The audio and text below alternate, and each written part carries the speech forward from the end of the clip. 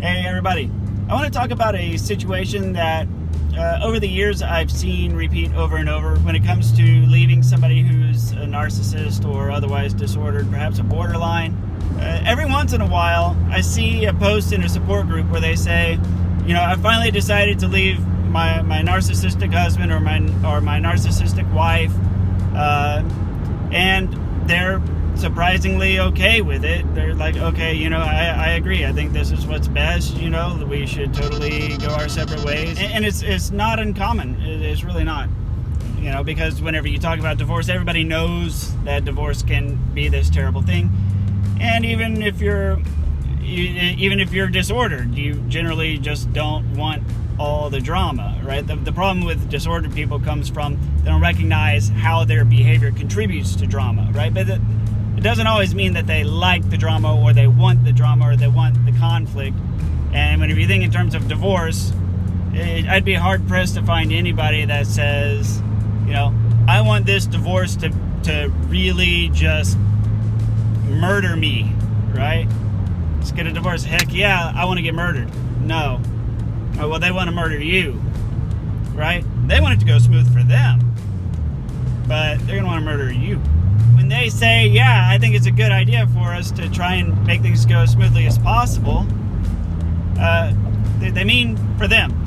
They don't necessarily mean for you, especially if they're vengeful. Now, here is where everything will go wrong. You're at the point where you're ready to file for divorce or break up, separate, move out, etc. Why? Because of all the never-ending perpetual drama and probably, you know, other reasons. And so it's always kind of a shock when you're like, I think we should split. And they're like, yeah, I do too, actually. Let's just keep things civil. You're like, huh. Well, here is what happens next, okay? They've been planning their escape since the day you became an item with them, okay? They don't get into a situation, they don't dive into anything without having an exit strategy plan.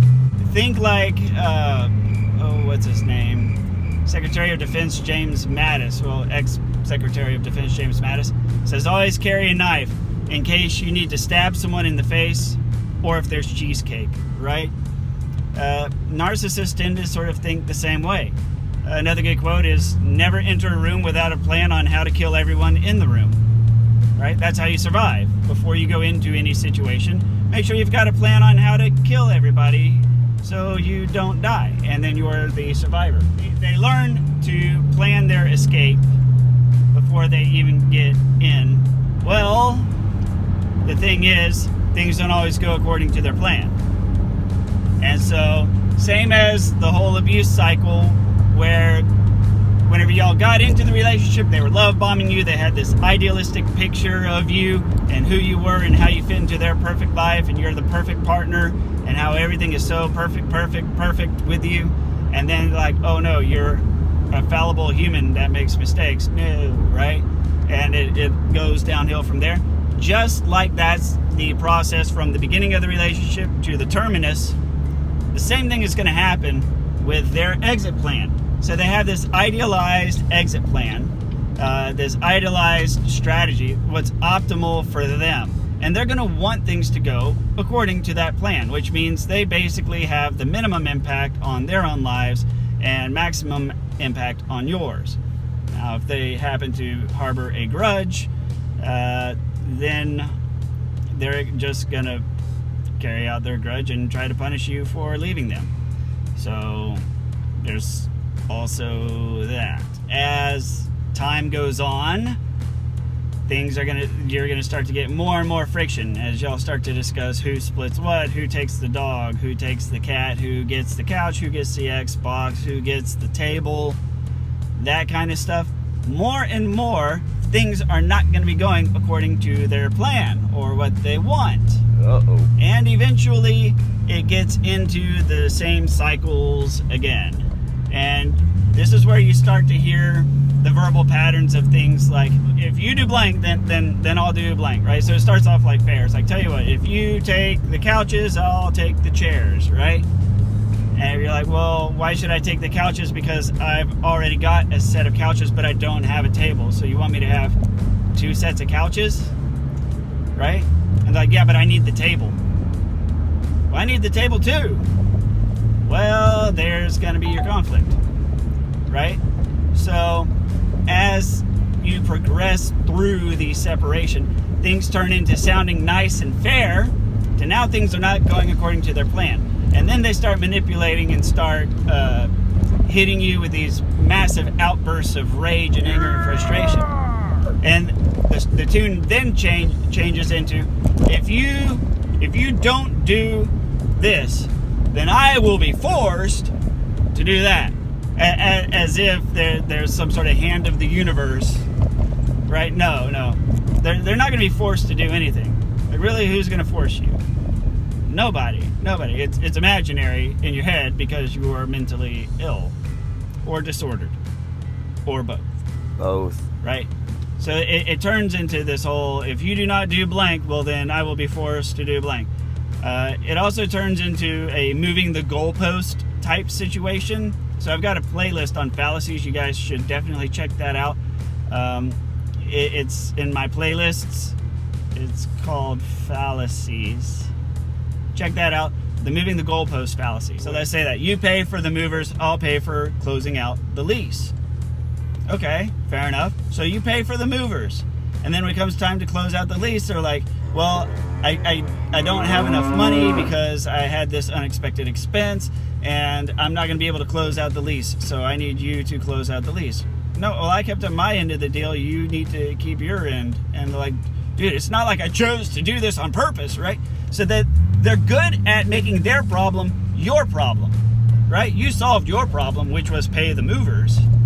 Now they can't solve their problem, which is paying off the lease. And then they're going to try and drag you through the mud, right? And the thing is, they got the money.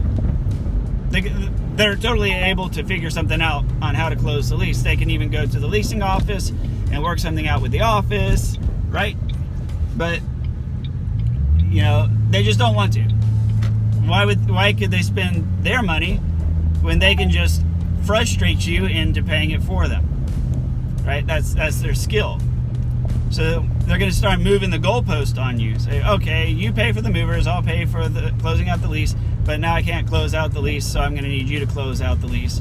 And then they harangue you into closing the lease, and then you pay for that. And then they're like, well, now the problem is I can't get into my new place because blah, blah, blah. And it's like, well, damn, you know. So it keeps going and going and going. There's usually never a nice amicable divorce with a narcissist, because even when you leave them with everything, you still steal yourself from them, right? So whenever you're somebody's narcissistic supply, they get their supply from you and you leave them, you have stolen yourself from them. And until they get a chance to replace you, then you leave a big gaping hole in their life, but not an emotional hole. No, it's a hole for whatever you were good for, right? So paying your half of the rent or the mortgage or whatever. Now you've left, y'all have split up, but now who the hell is going to split the new lease or the new mortgage with them, right? Nobody. So they're going to harangue you and they're going to harass you and punish you because they're mad, because now you've stolen yourself from them. You've left a hole of purpose in their life, and they really just don't associate any of their behavior with this situation. So they're pretty much completely blind, and they end up accusing you of screwing them over and not being supportive. Just all the way up to the end, they're going to be trying to get stuff out of you. So there you go. Anyways, thank you very much. Please like, comment, or share. I'll see you on the next video. I gotta clean this window, guys. It's horrible. You see that?